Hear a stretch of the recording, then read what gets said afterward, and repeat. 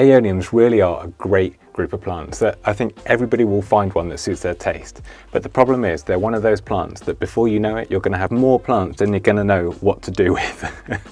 But that's fine. More plants is great. And today we're going to be talking propagating Aeoniums. I'm going to show you every step of the process, from selecting a healthy parent plant through to actually taking the cutting from the Aeonium and then growing on your successfully rooted new Aeonium plants. Now, while we're on the topic of succulents, I should address that they have taken a real resurgence and a boom in the houseplant market, as well as for us gardeners. In the houseplant market, I've seen people making use of these low maintenance, easy to care for plants with features like living walls and indoor gravel gardens. That said, I have seen houseplant sellers selling succulents that are dipped in paint or covered in glitter, which in my opinion shouldn't happen. That is pure plant torture. Step 1, cutting off your Aeonium's head. On a serious note, when growing Aeoniums, you'll notice that they go dormant in the heat of summer. Their main periods of active growth are when there are lots of daylight hours and cooler weather conditions. So for us here in the UK, that's spring and autumn. So that time is going to be the best time to have a go at propagating your Aeoniums from tip cuttings. That said, this year, in the middle of summer, I successfully propagated loads of Aeoniums just by growing them under the cover of a bit of shade netting, just to mimic that cooler weather, but with the long daylight hours of the middle of summer, and it worked a treat. So the trick is just to keep them nice and cool and give them lots of light. So when you're selecting your parent plant, you're just going to want to make sure that everything is in a good, healthy condition and there's no signs of virus or disease. And you want to eliminate as many pests as possible. Now, Aeoniums and other succulents like Echevera are really susceptible to tiny little snails hiding in amongst the leaves in the rosettes. So I find these little sticks are really great just for flicking them out, and then you can dispose of them, whatever your preferred method is. Mine is just chucking them over the fence next door because I try and be as organic.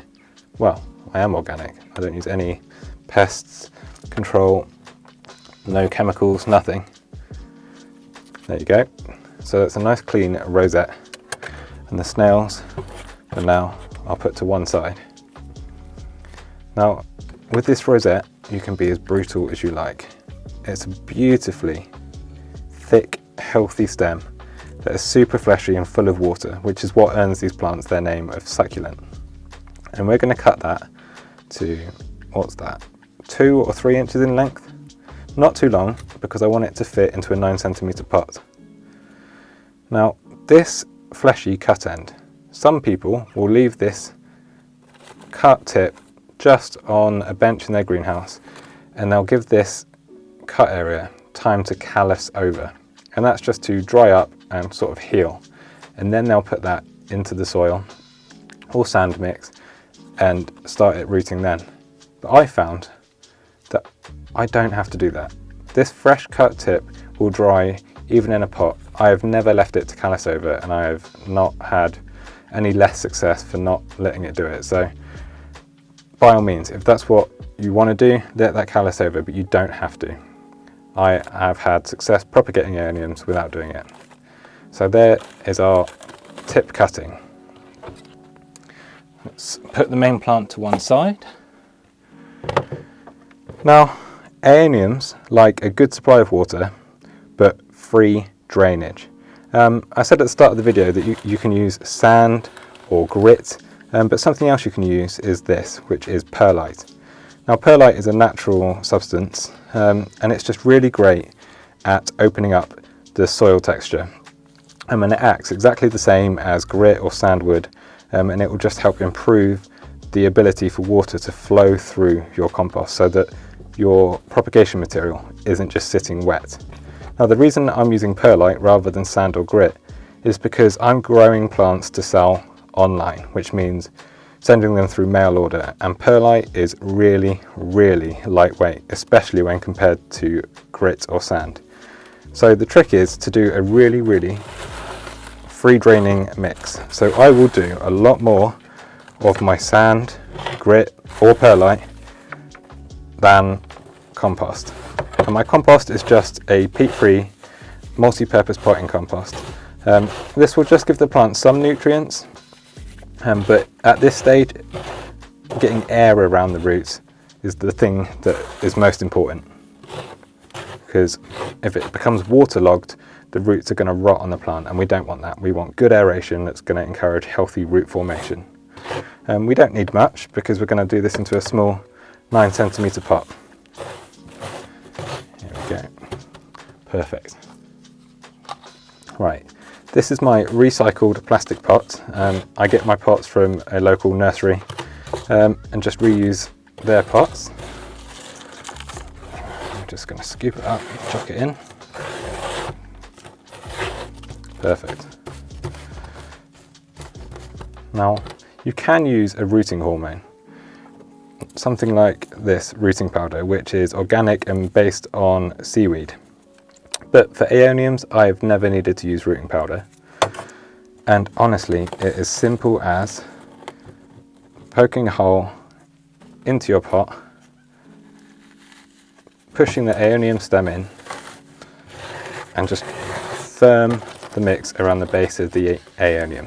And you want to make sure that you've got a good amount of stem below soil level, because it's the stem that the new roots are going to grow out from.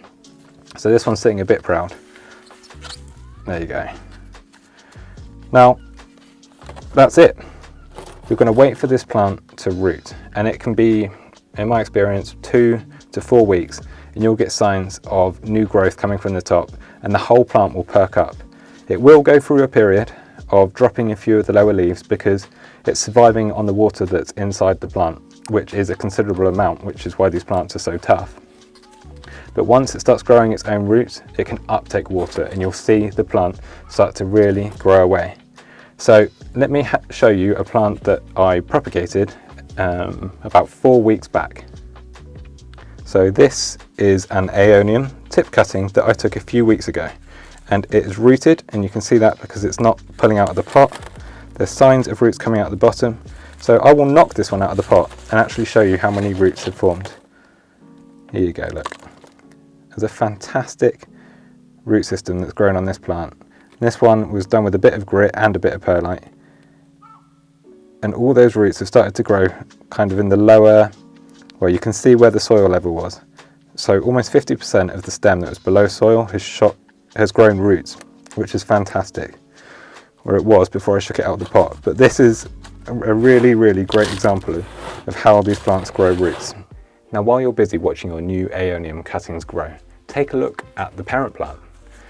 This is one I did a few weeks ago, and you will see that each stem is absolutely covered in new rosettes, each of which in a month or two's time I can chop off and root as another separate plant.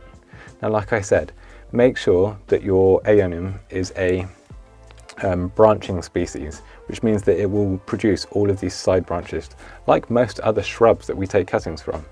And you can just propagate and propagate to your heart's content. Like I said, you're going to have more plants than you're going to know what to do with. Now, as I said at the start of this video, all of these young tip cuttings are going to benefit from a bit of shade and long daylight hours. So do them in spring or autumn, or in the middle of summer if you're going to provide a bit of extra shade netting. And I water mine actually a surprising amount for this sort of plant. I'll do it every other day, every 2 or 3 days. And it ensures that the soil doesn't sit too wet, which is fine because we've added plenty of drainage and there is a constant supply of water.